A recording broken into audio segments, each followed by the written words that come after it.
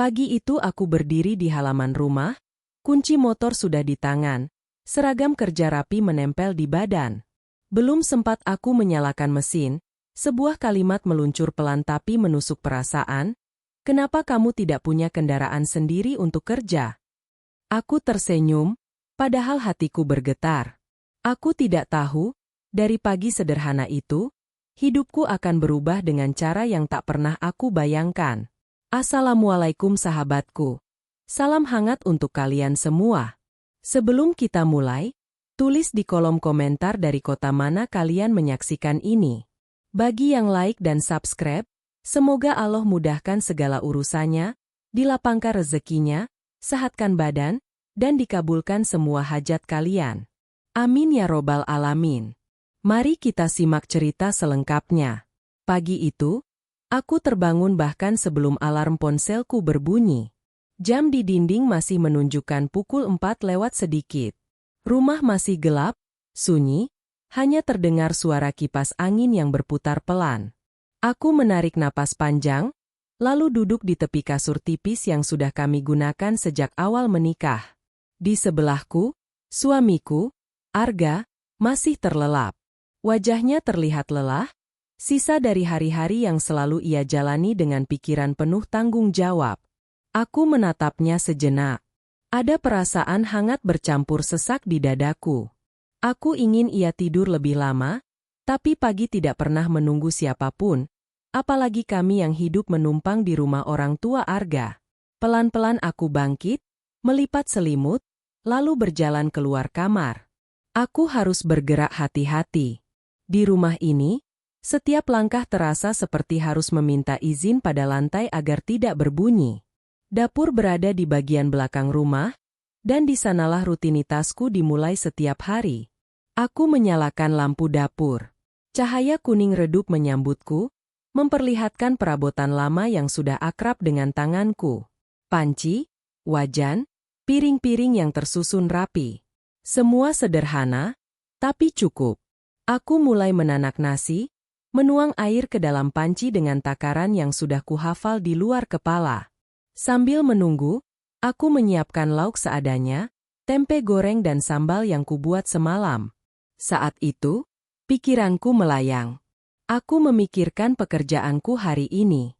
Aku bekerja di sebuah toko kecil, jaraknya tidak terlalu jauh, tapi cukup melelahkan jika harus ditempuh setiap hari. Jam kerjaku panjang, gajinya pas-pasan, tapi aku bersyukur. Setidaknya aku bisa ikut membantu, meski tidak banyak.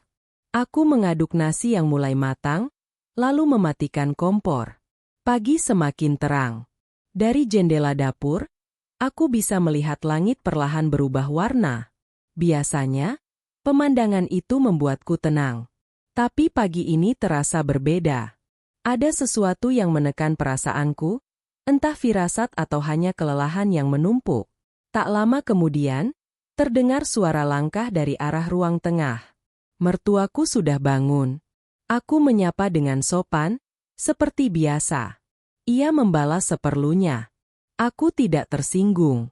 Aku sudah terbiasa. Sejak awal tinggal di rumah ini, aku belajar membaca suasana. Kapan harus bicara? Kapan lebih baik diam? Setelah sarapan sederhana selesai, aku kembali ke kamar untuk bersiap berangkat kerja. Aku mengenakan seragam yang sama seperti kemarin, hanya kuganti kerudung dengan warna berbeda. Di depan cermin kecil yang menggantung di dinding, aku merapikan diri. Wajahku tampak biasa saja. Tidak cantik, tidak juga buruk. Wajah perempuan yang berusaha bertahan. Aku menatap diriku sendiri dan berbisik pelan, seolah memberi semangat, hari ini juga pasti bisa. Aku keluar kamar sambil membawa tas kecil berisi bekal dan dompet. Arga sudah bangun dan duduk di tepi kasur. Kami saling bertukar pandang. Hati-hati di jalan, katanya lirih. Aku mengangguk dan tersenyum. Senyum yang jujur, meski hatiku tidak sepenuhnya ringan. Aku melangkah ke halaman rumah. Udara pagi menyentuh wajahku, dingin dan segar. Di sudut halaman, motor Arga terparkir. Motor itu bukan motor baru.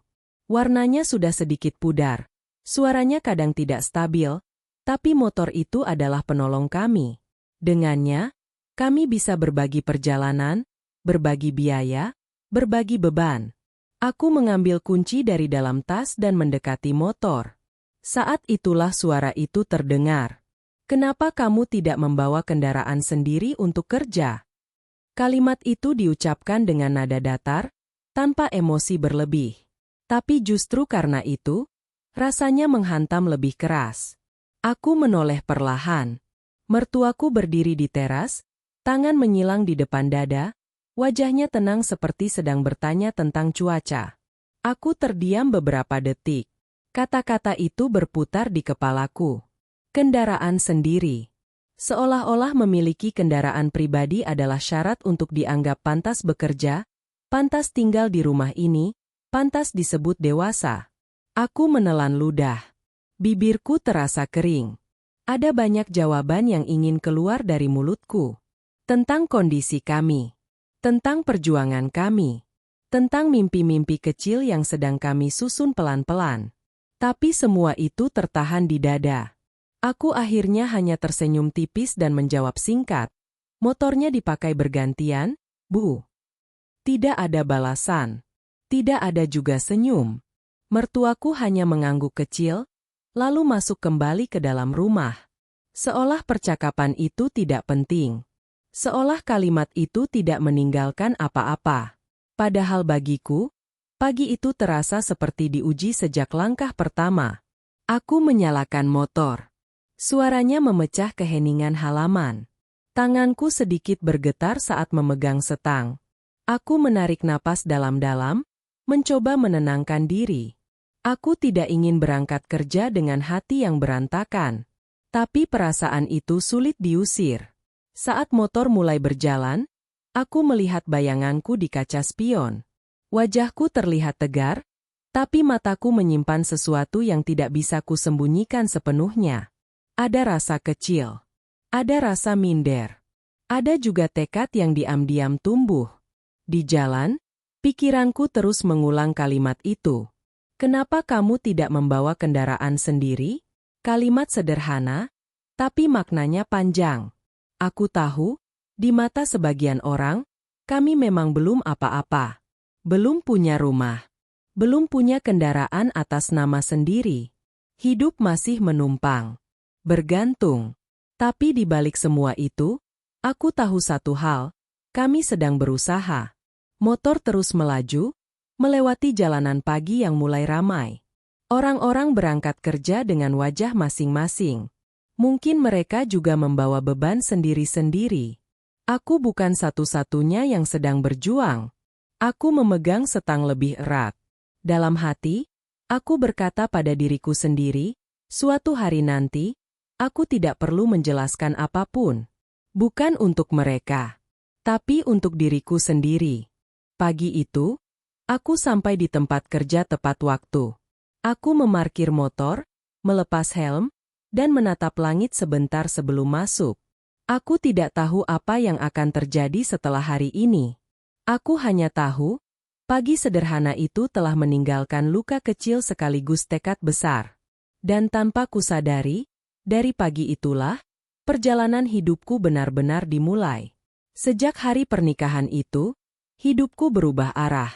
Aku tidak hanya menjadi istri Arga, tapi juga menantu yang tinggal di rumah orang tuanya.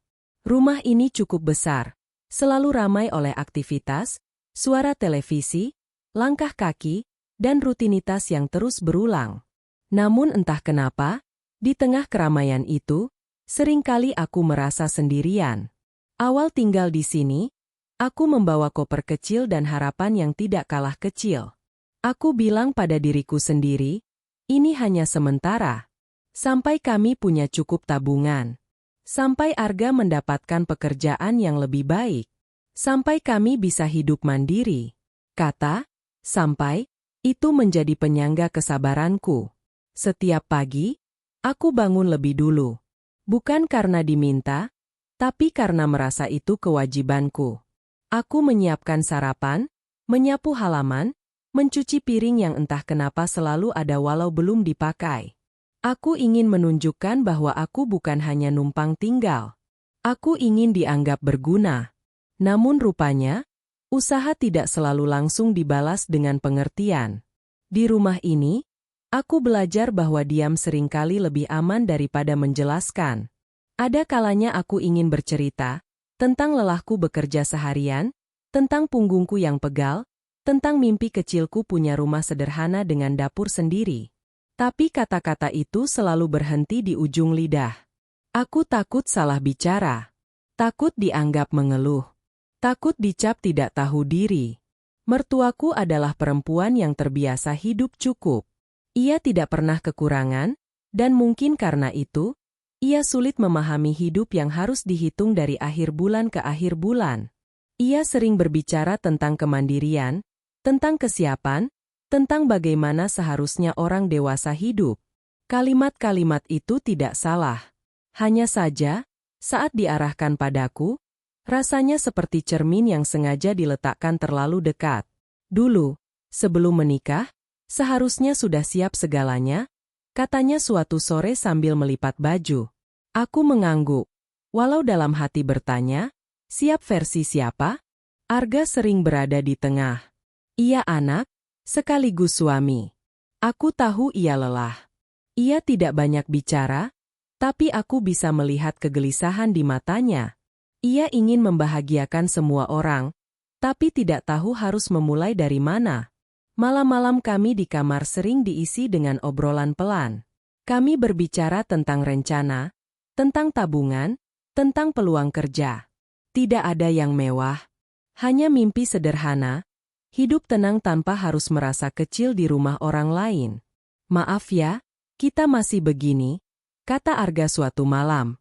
Aku menggeleng. Kita sedang berjalan. Itu sudah cukup. Aku mengatakannya dengan yakin, meski di dalam dada, keyakinan itu kadang goyah. Hari-hari berlalu dengan pola yang sama. Pagi bekerja, sore pulang, malam membereskan rumah. Di sela-sela itu, aku sering mendengar perbandingan. Anak tetangga yang sudah punya rumah. Keponakan yang sudah ganti mobil. Cerita-cerita yang mungkin tidak ditujukan langsung padaku, tapi entah kenapa selalu terasa tepat sasaran. Aku belajar satu hal penting. Tidak semua luka datang dengan suara keras. Ada yang datang dalam bentuk kalimat biasa, senyum tipis, atau pertanyaan sederhana yang tampak wajar. Suatu siang, saat aku sedang menyapu ruang tengah, mertua berkata, hidup jangan bergantung terus sama orang lain. Aku berhenti menyapu sejenak. Kata, bergantung, itu berputar lama di kepalaku. Aku ingin menjelaskan bahwa aku bekerja. Bahwa aku berusaha. Bahwa aku tidak nyaman juga hidup seperti ini. Tapi lagi-lagi, aku memilih diam. Diam bukan karena tidak punya jawaban. Tapi karena aku tahu, tidak semua orang siap mendengar. Di kamar, aku sering duduk sendiri, menatap langit-langit, bertanya pada diri sendiri. Apa aku terlalu sensitif? Atau memang beginilah rasanya menjadi orang yang belum apa-apa? Aku tidak ingin menyalahkan siapapun. Aku hanya ingin dipahami. Tapi semakin ke sini, aku sadar, mungkin tidak semua orang akan mengerti perjalanan kita. Dan itu tidak apa-apa. Yang penting, aku dan Arga masih berjalan searah. Ada hari-hari di mana aku hampir menyerah. Hari-hari ketika aku merasa kecil, tidak berguna, dan tertinggal. Tapi setiap kali aku melihat Arga pulang dengan wajah lelah tapi masih berusaha tersenyum, aku tahu aku tidak sendirian. Kami mungkin tinggal di rumah orang tua. Kami mungkin belum punya banyak hal. Tapi kami punya niat baik dan kesabaran yang sedang ditempa. Dan tanpa kusadari, rumah yang ramai ini sedang mengajariku pelajaran paling sulit. Bagaimana tetap rendah hati tanpa kehilangan harga diri, bagaimana bertahan tanpa harus membalas, dan bagaimana terus melangkah meski belum dipuji siapapun. Bab ini dalam hidupku bukan tentang kenyamanan. Bab ini tentang pembentukan. Tentang belajar kuat di tempat yang tidak selalu ramah. Tentang memelihara harapan di tengah keterbatasan. Aku tidak tahu sampai kapan kami tinggal di sini. Tapi satu hal yang pasti, aku tidak ingin keluar dari rumah ini sebagai orang yang pahit. Aku ingin keluar sebagai versi diriku yang lebih dewasa, lebih tenang, dan lebih siap. Karena hidup, aku percaya, bukan tentang siapa yang paling cepat sampai, tapi siapa yang tetap berjalan meski jalannya menanjak. Dan di rumah yang ramai ini, hatiku sedang belajar berdiri sendiri. Aku mulai menyadari satu hal penting setelah beberapa bulan tinggal di rumah ini. Tidak semua ejekan datang dalam bentuk kalimat kasar. Ada yang dibungkus rapi sebagai nasihat, ada yang diselipkan di antara obrolan ringan, dan ada juga yang hanya berupa tatapan dan jeda panjang setelah sebuah pertanyaan. Mertuaku jarang berbicara dengan nada tinggi. Ia tidak pernah memarahi aku secara terang-terangan. Justru itulah yang membuatnya terasa lebih berat. Setiap kata yang keluar terdengar wajar, terdengar seperti perhatian, tapi entah kenapa selalu meninggalkan bekas di pikiranku. Suatu pagi, saat aku sedang menjemur pakaian di halaman belakang, ia duduk di kursi kayu sambil memperhatikan. Aku bisa merasakan tatapannya, meski ia tidak mengatakan apapun. "Kamu capek ya kerja terus?" katanya akhirnya. Aku tersenyum kecil. "Iya, Bu. Tapi nggak apa-apa." Ia mengangguk pelan, lalu melanjutkan, "Dulu Ibu kalau kerja, hasilnya langsung kelihatan. Bisa beli ini, bisa beli itu." Kalimat itu berhenti di udara. Tidak ada lanjutan, tapi maknanya menggantung jelas. Aku tahu maksudnya. Hasil kerjaku belum terlihat. Belum bisa dibanggakan. Belum bisa dipamerkan ke siapapun. Aku kembali fokus menggantung pakaian. Tanganku bergerak otomatis, sementara pikiranku sibuk menenangkan perasaan sendiri. Di rumah ini, aku belajar menjadi pendengar yang baik. Bukan karena aku tidak ingin bicara, tapi karena bicara seringkali hanya menambah panjang daftar hal yang harus kupikirkan. Aku memilih menyimpan banyak hal di dalam kepala, berharap suatu hari semuanya akan terjawab dengan sendirinya. Ada saat-saat di mana aku merasa keberadaanku hanya dinilai dari apa yang bisa kulihatkan, bukan dari apa yang sedang kuusahakan. Seolah proses tidak penting, yang penting hasil. Padahal hidupku saat itu adalah kumpulan proses yang belum selesai. Arga pernah bertanya, "Kamu kenapa kelihatan capek?" Aku menggeleng. "Biasa." Aku tidak ingin ia ikut terbebani. Ia sudah cukup memikul tanggung jawab sebagai suami yang ingin mandiri tapi belum sepenuhnya mampu. Aku tahu, jika aku mengeluh, ia akan merasa gagal. Dan aku tidak ingin itu. Namun diam juga punya harga. Malam-malamku sering diisi dengan pikiran yang berputar-putar. Aku bertanya pada diri sendiri, apa aku benar-benar kurang? Atau hanya belum sampai? Perlahan, aku belajar membedakan dua hal penting, kritik yang membangun, dan kata-kata yang hanya menguji mental. Tidak semua yang terdengar seperti nasihat harus kuterima mentah-mentah. Ada yang cukup kudengar, lalu kulepaskan. Bab ini mengajarkanku satu hal besar. Harga diri tidak boleh bergantung pada penilaian orang lain, bahkan jika itu datang dari keluarga sendiri. Jika aku ingin bertahan, aku harus kuat dari dalam, bukan menunggu pengakuan dari luar. Motor Arga menjadi saksi banyak hal dalam hidup kami. Dari perjalanan pagi yang tergesa, sampai pulang malam dengan tubuh lelah. Motor itu bukan sekadar alat transportasi. Ia adalah simbol kerjasama, simbol berbagi, dan simbol bahwa kami masih berjalan bersama, meski pelan. Namun entah sejak kapan, motor itu juga berubah menjadi bahan perbandingan. Setiap kali aku menggunakannya untuk berangkat kerja, aku bisa merasakan pandangan yang sama.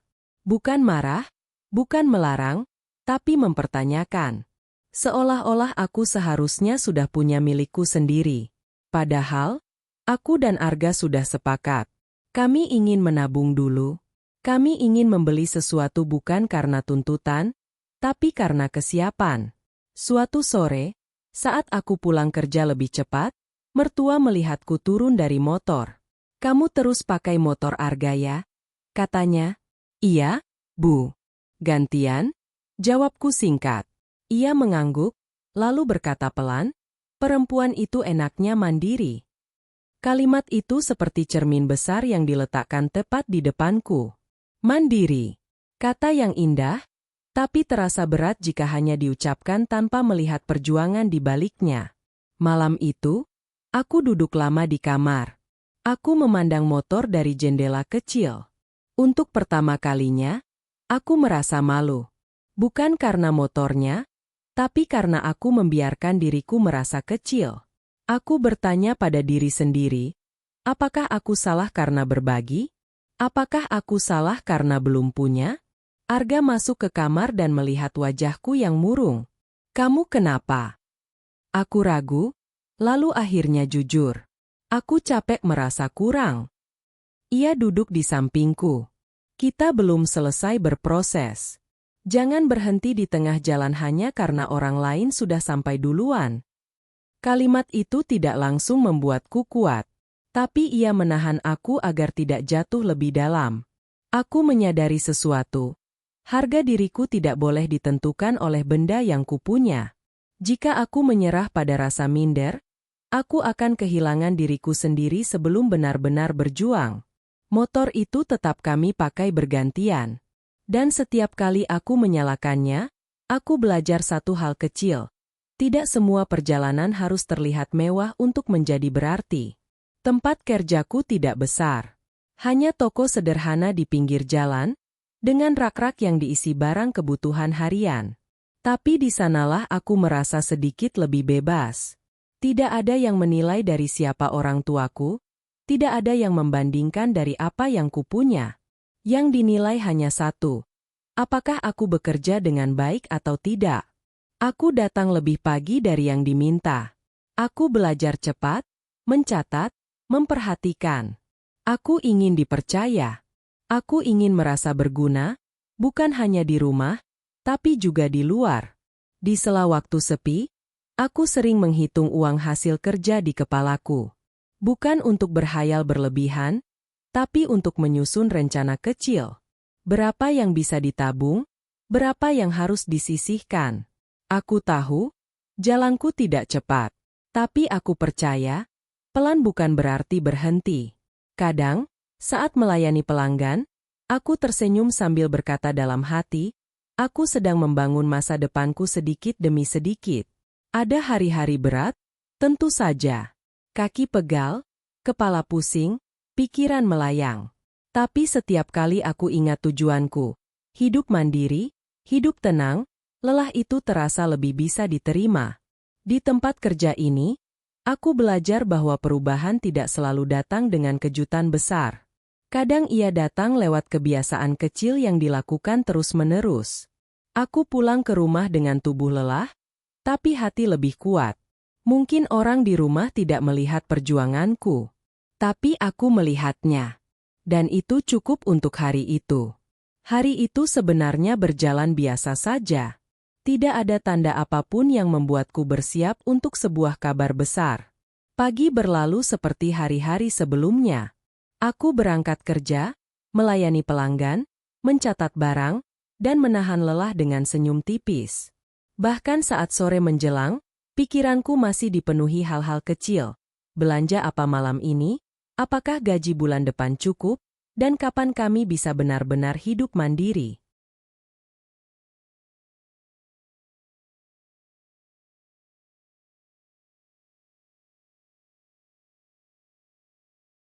Aku pulang sedikit lebih lambat dari biasanya. Langit sudah berubah warna, udara mulai dingin. Ketika sampai di halaman rumah, aku melihat Arga duduk di teras. Ia tidak bermain ponsel, tidak juga terlihat murung. Ia hanya duduk, menatap ke depan, seperti seseorang yang sedang menunggu waktu yang tepat. Aku menyapanya, "Kok duduk di luar?" Ia menoleh dan tersenyum. Senyum yang berbeda. Bukan senyum lelah, bukan senyum basa-basi. Senyum yang seperti menyimpan sesuatu. "Aku mau cerita," katanya pelan. Aku ikut duduk di sampingnya. Jantungku berdetak sedikit lebih cepat. Entah kenapa, aku merasa ini bukan cerita biasa. Aku dapat panggilan kerja, ucapnya akhirnya. Aku terdiam beberapa detik. Bukan karena tidak senang, tapi karena takut berharap terlalu tinggi. Aku sudah terlalu sering mendengar kabar yang berakhir menggantung. Jadi aku memilih berhati-hati. Kerja apa? Tanyaku. Kerja tetap. Memang bukan yang besar, tapi jelas. Ada jam kerja, ada gaji bulanan. Aku menatap wajahnya. Matanya berbinar, tapi juga terlihat menahan sesuatu. Mungkin rasa lega, mungkin juga ketakutan kalau kabar ini tidak berjalan sesuai rencana. Aku menghela napas panjang, lalu tersenyum. Senyum yang kali ini tidak kutahan. Alhamdulillah, ucapku pelan. Tidak ada pelukan berlebihan. Tidak ada teriakan kegirangan. Kami hanya duduk berdampingan, menikmati perasaan yang perlahan mengalir. Rasanya seperti hujan kecil setelah kemarau panjang. Tidak deras, tapi cukup untuk menyegarkan. Malam itu, kami berbicara lama di kamar. Kami membahas hal-hal sederhana. Jam berangkat, jarak kerja, kemungkinan lembur, dan bagaimana mengatur keuangan. Tidak ada rencana muluk. Kami hanya ingin semuanya tertata lebih rapi. Maaf ya, selama ini kamu banyak nahan, kata Arga tiba-tiba. Aku menggeleng. Kita sama-sama. Aku tidak ingin ia merasa semua beban ada di pundaknya. Aku tahu, selama ini ia berusaha sekuat tenaga. Dan malam itu, aku melihatnya sedikit lebih tenang. Beberapa hari setelah kabar itu, Arga mulai bekerja. Setiap pagi, ia bangun lebih awal. Ia menyiapkan diri dengan serius, seperti seseorang yang akhirnya menemukan pijakan. Aku melihat perubahan kecil dalam caranya melangkah. Lebih tegak, lebih yakin. Aku juga merasakan perubahan di rumah.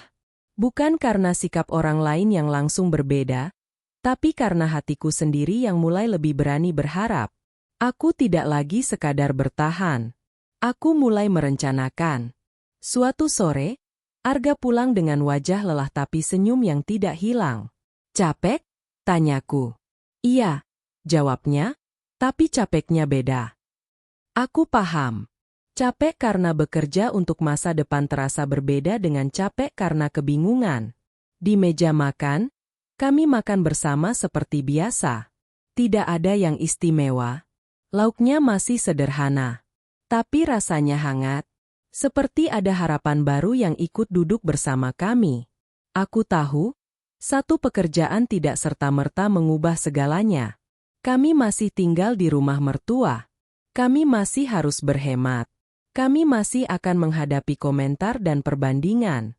Tapi setidaknya, kini kami punya arah yang lebih jelas.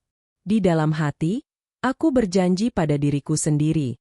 Aku tidak akan menyia-nyiakan kesempatan ini. Aku akan tetap bekerja, tetap belajar, tetap menabung. Aku ingin suatu hari nanti, ketika kami melangkah keluar dari rumah ini, kami melangkah dengan kepala tegak. Malam itu, sebelum tidur, aku menatap langit-langit kamar. Aku tersenyum sendiri. Untuk pertama kalinya setelah sekian lama, aku merasa tidak hanya bertahan, tapi juga melangkah maju.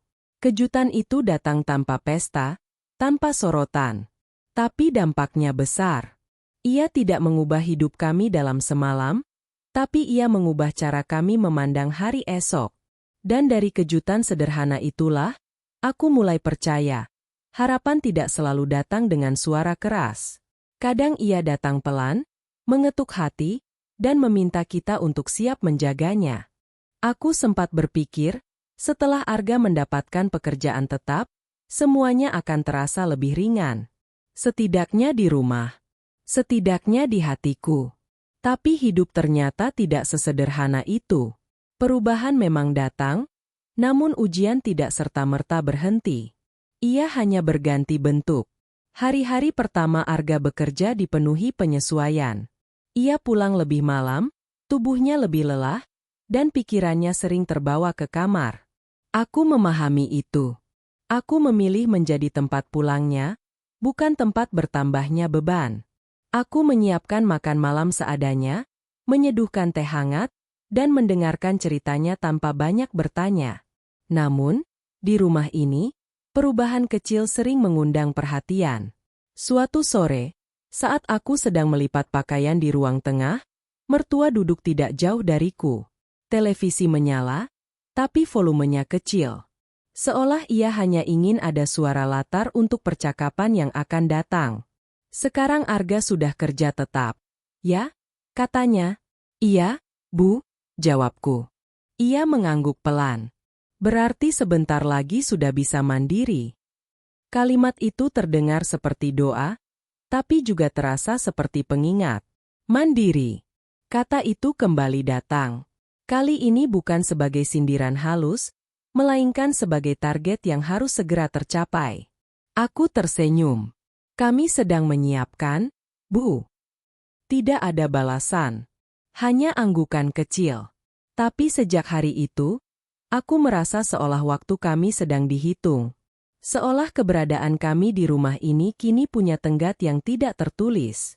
Tekanan itu tidak diucapkan secara langsung, tapi terasa di udara. Aku mulai lebih sering merasa tidak enak hati.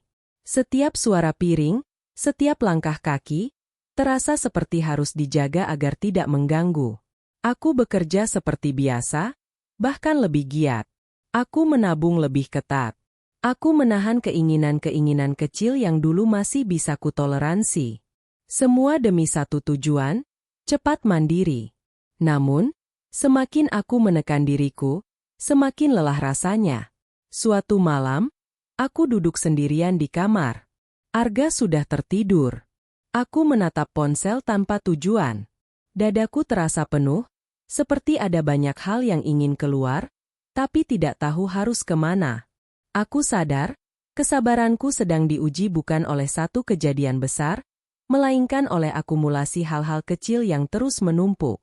Keesokan harinya, saat aku hendak berangkat kerja, mertua kembali berkata, "Sekarang sudah ada pemasukan tetap, jangan lupa bantu-bantu lebih banyak." Aku mengangguk cepat. "Iya, Bu." Padahal selama ini aku sudah membantu sebisaku. Tapi kata, "lebih," itu membuatku bertanya-tanya, seberapa cukup sebenarnya usahaku di mata orang lain? Di jalan menuju tempat kerja, pikiranku dipenuhi pertanyaan. Apakah aku kurang? Atau ekspektasi yang terus bergerak? Aku hampir menangis di atas motor. Tapi aku menahannya. Aku tidak ingin lemah di tempat yang seharusnya aku kuat. Malam itu, aku akhirnya bicara pada Arga. Bukan untuk mengeluh, tapi untuk jujur. "Aku capek," kataku pelan. Ia menatapku, kali ini dengan serius. "Capek yang gimana?" "Capek ngerasa harus selalu cukup, tapi rasanya nggak pernah cukup." Arga diam cukup lama. Lalu ia menggenggam tanganku. "Kita memang belum sampai. Tapi kita juga tidak diam," katanya.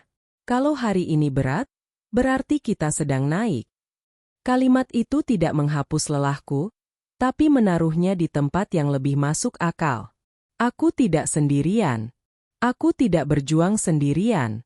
Hari-hari setelah itu tetap tidak mudah. Ada komentar, ada perbandingan, ada tekanan halus yang kadang membuat dadaku sesak.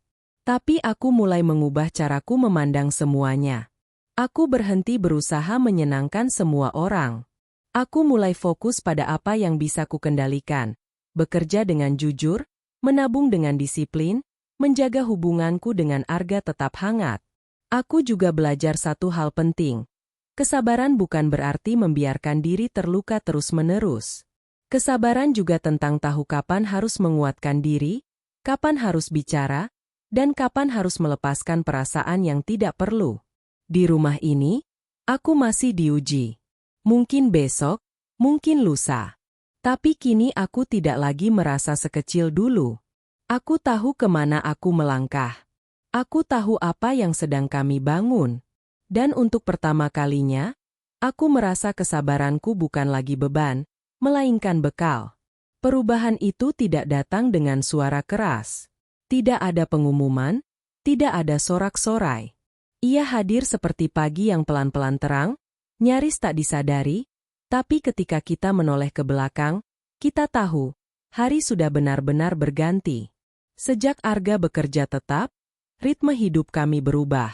Tidak drastis, tidak instan, tapi terasa. Ada kepastian kecil yang sebelumnya tidak kami miliki. Gaji bulanan yang datang tepat waktu, meski jumlahnya sederhana, memberi kami pijakan yang lebih kokoh. Bukan untuk berfoya-foya, melainkan untuk merencanakan. Aku mulai menulis ulang catatan keuangan kami. Lebih rapi, lebih disiplin. Aku menandai pos-pos yang bisa dikurangi, menahan keinginan membeli hal-hal yang sebenarnya tidak perlu. Setiap angka yang kutulis terasa seperti janji kecil pada diri sendiri. Kita akan sampai, asal sabar. Di tempat kerja, tanggung jawabku bertambah. Pemilik toko mulai mempercayaiku mengatur stok dan mencatat pemasukan harian. Tidak ada kenaikan gaji yang langsung besar, tapi ada kepercayaan. Dan bagiku, itu berarti banyak. Aku pulang dengan kepala lebih tegak, meski langkah tetap sederhana. Di rumah, suasana perlahan berubah. Bukan karena sikap mertua yang tiba-tiba hangat, tapi karena jarak emosional yang mulai berkurang. Tidak ada lagi komentar yang terlalu sering. Tidak ada lagi pertanyaan yang menusuk. Mungkin mereka melihat kami mulai bergerak. Mungkin juga mereka memilih menunggu. Suatu pagi, aku menyadari sesuatu yang kecil tapi penting. Saat aku bersiap berangkat kerja, tidak ada lagi tatapan yang membuatku ragu. Aku menyalakan motor Arga tanpa merasa bersalah. Aku tahu, ini hanya sementara. Dan sementara ini sedang kami kelola dengan sungguh-sungguh. Beberapa bulan kemudian, kami mencapai satu keputusan kecil yang sudah lama kami tunda, membeli motor bekas. Bukan baru, bukan yang mahal, tapi cukup layak dan milik kami sendiri. Hari kami membelinya tidak istimewa. Tidak ada foto, tidak ada unggahan apapun. Kami hanya berdiri di depan motor itu, saling pandang, lalu tersenyum. Aku merasakan sesuatu menghangat di dadaku. Bukan bangga berlebihan, tapi lega. Pelan-pelannya, kata Arga. Aku mengangguk. Yang penting jalan. Motor itu menjadi simbol baru bagi kami. Bukan tentang kendaraan, tapi tentang hasil dari kesabaran yang tidak kami pamerkan. Tentang usaha yang tidak selalu dilihat orang, tapi akhirnya berbicara sendiri. Pagi pertama aku berangkat kerja dengan motor itu. Aku berdiri sebentar di halaman rumah. Aku menarik napas panjang. Bukan karena ingin dilihat, tapi karena ingin mengingat perasaan ini. Perasaan ketika usaha yang sunyi akhirnya memberi jawaban. Mertuaku melihatku dari dalam rumah. Ia tidak berkata apa-apa. Hanya mengangguk kecil. Tidak ada senyum, tidak ada pujian. Tapi aku tidak membutuhkannya lagi. Aku sudah berdamai dengan prosesku sendiri. Hari-hari setelah itu berjalan lebih ringan. Bukan karena masalah menghilang, tapi karena aku tidak lagi memikul semuanya sendirian di dalam hati. Aku dan Arga semakin sering berbicara tentang masa depan. Tentang waktu yang tepat untuk pindah. Tentang rumah kecil yang tidak harus besar, asal milik sendiri. Aku juga berubah. Aku lebih berani berkata tidak pada hal-hal yang menguras energi. Aku lebih tenang menghadapi komentar yang dulu membuatku goyah. Bukan karena aku menjadi kebal, tapi karena aku tahu nilainya. Suatu sore, saat aku sedang menyapu halaman, mertua berkata pelan, "Sekarang kelihatannya lebih rapi hidupnya." Aku berhenti sejenak. Menoleh. "Kami belajar, Bu." Ia mengangguk. Percakapan selesai. Tapi kalimat itu cukup. Tidak sebagai pembenaran, tapi sebagai penanda bahwa perubahan kami terlihat. Malam itu, aku duduk di kamar, menatap catatan keuangan yang penuh coretan. Aku tersenyum sendiri. Semua ini tidak datang tiba-tiba. Tidak ada jalan pintas. Hanya rangkaian hari yang dijalani dengan konsisten. Bab ini mengajarkanku satu hal penting. Perubahan sejati jarang berisik.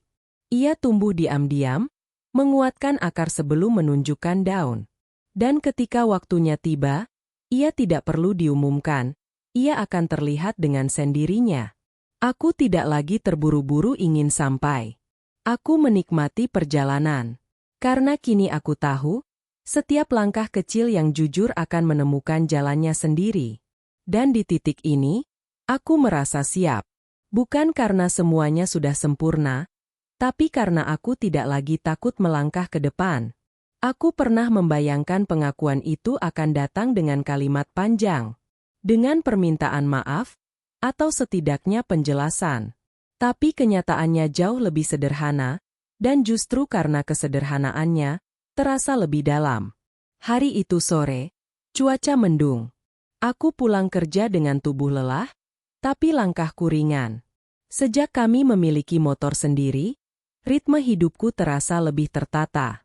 Aku tidak lagi tergesa-gesa menunggu giliran, tidak lagi dihantui rasa tidak enak. Hal-hal kecil yang dulu mengganggu, kini terasa selesai. Aku masuk ke rumah, meletakkan tas, lalu menuju dapur untuk menyiapkan air minum. Mertuaku duduk di meja makan, membaca sesuatu. Aku menyapanya seperti biasa. Ia mengangguk. Tanpa menoleh, ia berkata pelan, "Tehnya masih ada." Aku terdiam sejenak. Pertanyaan sederhana. Tapi bagiku, itu berarti ia meminta, bukan memerintah. Aku segera menyeduhkan teh hangat dan meletakkannya di hadapannya. "Terima kasih," katanya singkat. Satu kalimat. Tidak lebih. Tapi cukup membuatku berhenti sejenak di pintu dapur. Aku menarik napas pelan. Entah kenapa, dadaku terasa hangat. Hari-hari setelah itu diwarnai momen-momen kecil yang sebelumnya tidak pernah ada. Percakapan singkat tanpa nada menguji. Pertanyaan yang benar-benar ingin tahu, bukan membandingkan. Tidak sering, tidak berlebihan. Tapi nyata.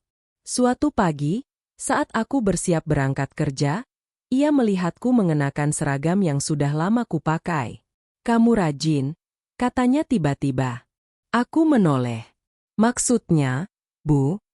"Kerja terus, jarang mengeluh," jawabnya. Nada suaranya datar, tapi tidak dingin. Aku tersenyum. "Namanya juga belajar, Bu." Ia mengangguk. Tidak ada lanjutan. Tapi aku tahu, kalimat itu bukan basa-basi. Pengakuan itu tidak datang sebagai pengakuan resmi. Tidak ada pernyataan besar. Tidak ada pengakuan kesalahan. Tapi justru disitulah letak kejujurannya. Ia datang dari pengamatan, bukan dari kewajiban. Aku menyadari sesuatu yang penting. Tidak semua orang mampu mengungkapkan perasaan dengan kata-kata panjang. Ada yang menunjukkan lewat perubahan sikap, lewat jarak yang melunak, lewat diam yang tidak lagi menekan.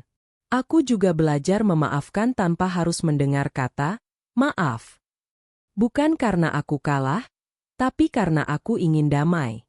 Aku tidak ingin membawa luka lama ke masa depan yang sedang kami bangun. Arga juga merasakan perubahan itu. "Ibu sekarang jarang komentar," katanya suatu malam. Aku tersenyum. "Mungkin karena kita sudah mulai kelihatan jalannya." Ia mengangguk. "Aku bangga sama kamu." Kalimat itu membuat mataku panas.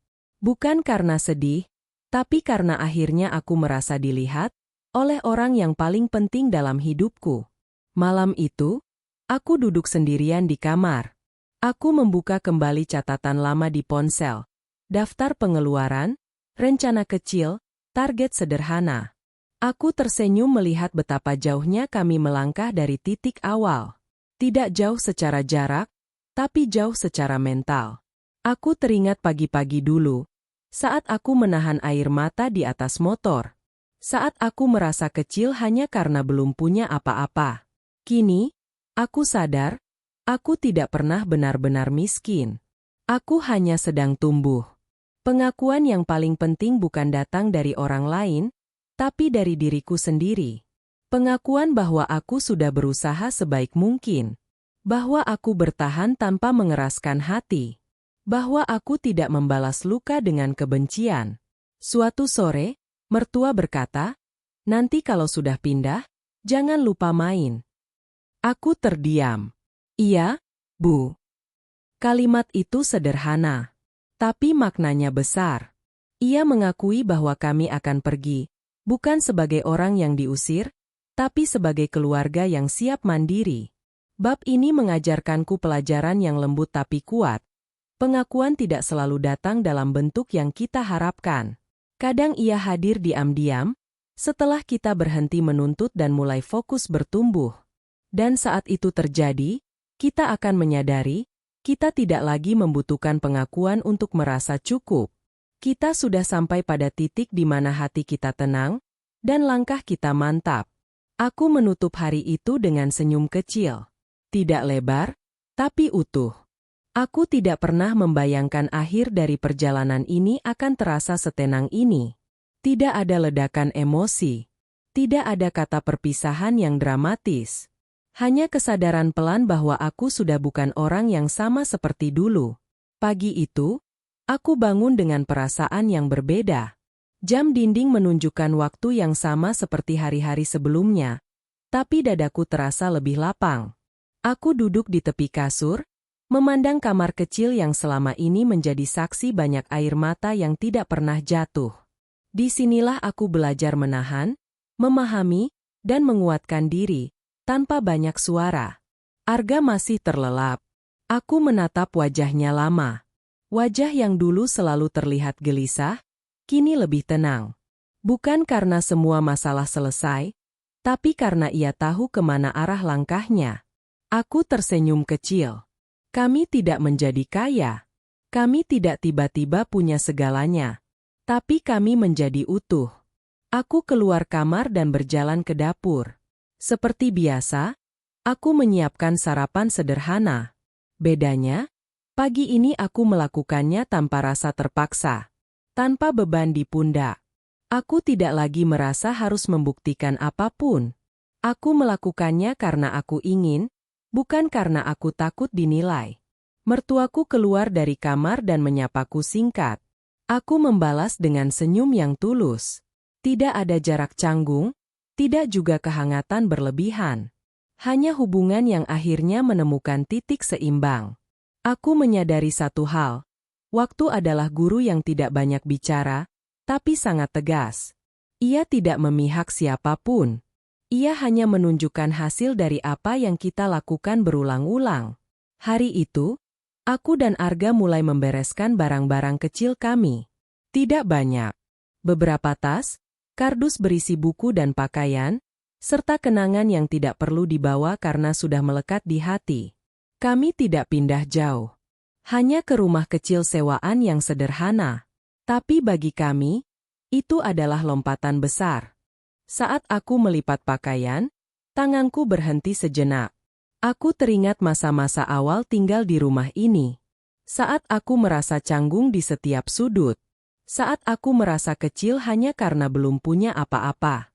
Saat aku mengira kebahagiaan harus menunggu sampai semua orang mengakuinya.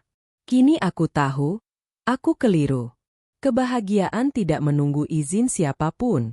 Ia tumbuh saat kita berhenti membandingkan diri dengan orang lain dan mulai menghargai langkah sendiri. Aku belajar bahwa menjadi kuat tidak selalu berarti melawan. Kadang justru berarti bertahan dengan kepala dingin, menjaga hati agar tidak mengeras, dan tetap berjalan meski pelan. Sebelum pergi, aku berpamitan. Tidak ada air mata. Tidak ada drama. Hanya ucapan singkat dan doa yang mengalir tenang. Mertuaku berkata, jaga diri baik-baik. Aku menjawab, iya, Bu. Terima kasih. Kalimat itu keluar dari hatiku yang sudah selesai berdamai. Di perjalanan menuju rumah kecil kami, aku duduk di atas motor dengan perasaan yang sulit dijelaskan. Angin menyentuh wajahku, membawa aroma kebebasan yang lembut. Aku menatap jalan ke depan, dan untuk pertama kalinya, aku tidak takut. Aku teringat semua kalimat yang pernah membuatku merasa rendah. Semua pertanyaan yang dulu menusuk.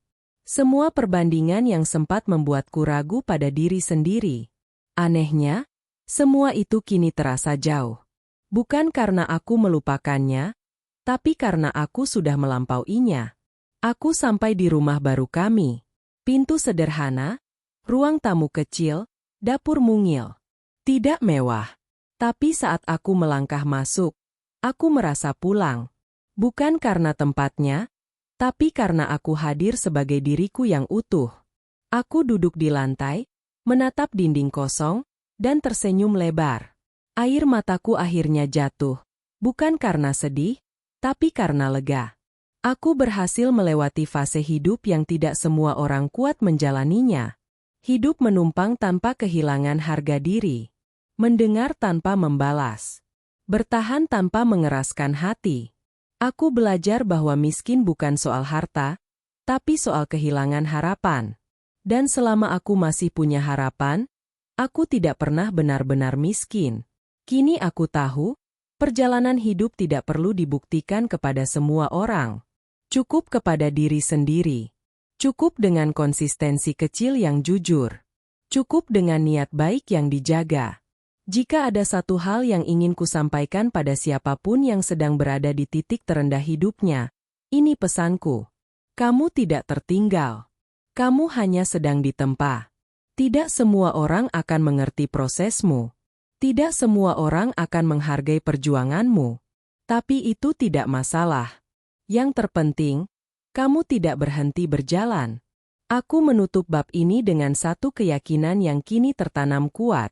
Aku tidak lagi menunggu pengakuan. Aku tidak lagi takut dinilai. Aku berdiri dengan kepalaku sendiri, tenang, utuh, dan siap melangkah ke bab berikutnya dalam hidupku. Dan untuk pertama kalinya, aku benar-benar percaya. Masa depan tidak harus sempurna untuk layak diperjuangkan. Kisah ini bukan tentang siapa yang paling benar atau siapa yang paling salah. Ini adalah cerita tentang proses, tentang bagaimana seseorang belajar berdiri tegak di tengah keterbatasan, tanpa harus menjatuhkan siapapun. Aku belajar bahwa hidup tidak selalu memberi jalan mulus di awal, tapi selalu menyediakan ruang bagi mereka yang mau bertahan dan terus bergerak. Tinggal bersama mertua, mendengar kalimat yang menguji hati, dan menjalani hari-hari dengan rasa kurang, semuanya mengajarkanku satu hal penting. Nilai diri tidak ditentukan oleh apa yang kita miliki hari ini, melainkan oleh sikap kita saat belum punya apa-apa. Kesabaran, kerja jujur, dan niat baik yang dijaga perlahan-lahan membentuk hasilnya sendiri. Aku juga belajar bahwa perubahan sejati jarang datang dengan sorotan. Ia tumbuh diam-diam, dari kebiasaan kecil yang dilakukan konsisten. Dari memilih tidak membalas luka dengan kebencian. Dari berani fokus pada langkah sendiri, meski tidak semua orang mengerti. Pada akhirnya, hidup bukan tentang membuktikan diri kepada orang lain, tapi tentang berdamai dengan diri sendiri. Ketika hati tenang dan langkah mantap, pengakuan tidak lagi menjadi tujuan, ia hanya bonus. Dan saat kita tetap berjalan, meski pelan, masa depan akan menemukan jalannya sendiri. Jika kamu sedang berada di fase hidup yang terasa berat, ingatlah, kamu tidak gagal, kamu sedang ditempa. Teruskan langkahmu. Karena setiap proses yang dijalani dengan jujur, cepat atau lambat, akan berbuah. Terima kasih sudah menonton video ini. Semoga bermanfaat.